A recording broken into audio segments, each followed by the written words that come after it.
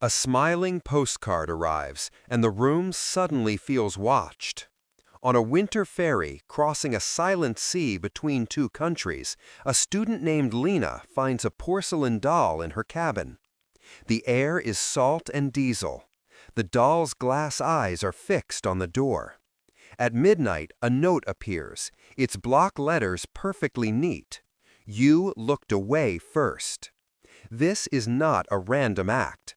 It is a ritual, rehearsed and perfected.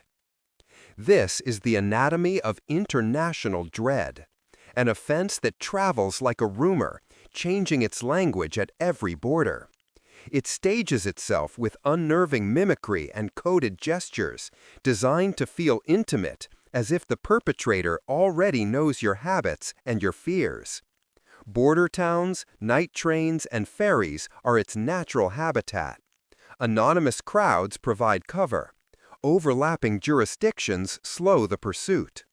The methods are subtle, an imitation accent on the phone to warp your judgment, a local superstition used as a weapon.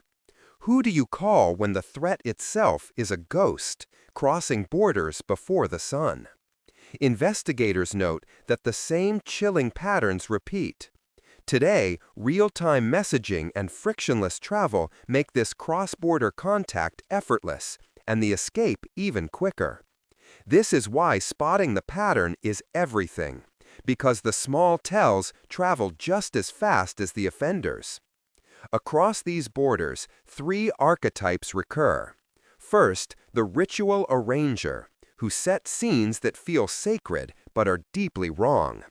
Second, the phantom traveler, who appears on untraceable tickets and vanishes into the nearest crowd. And third, the digital puppeteer, who never appears in person, but orchestrates fear across time zones with delayed messages and perfectly placed photos.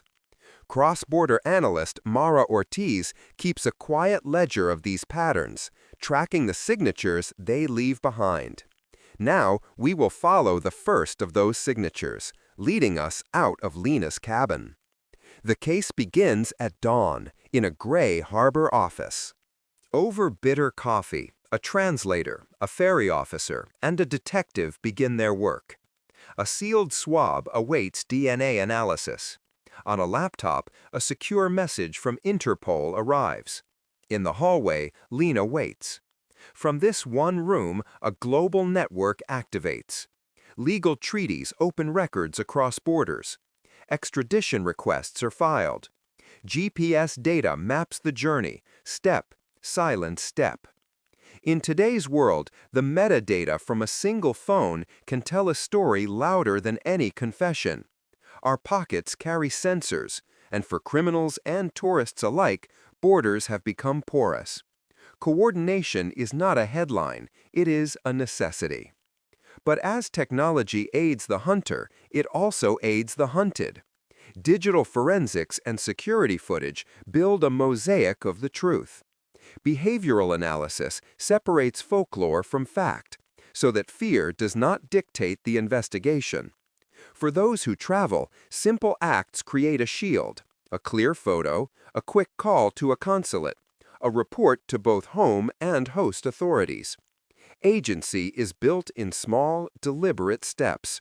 The next step for investigators is to follow the trail that points to the porcelain doll's first owner and the voice behind that smiling postcard.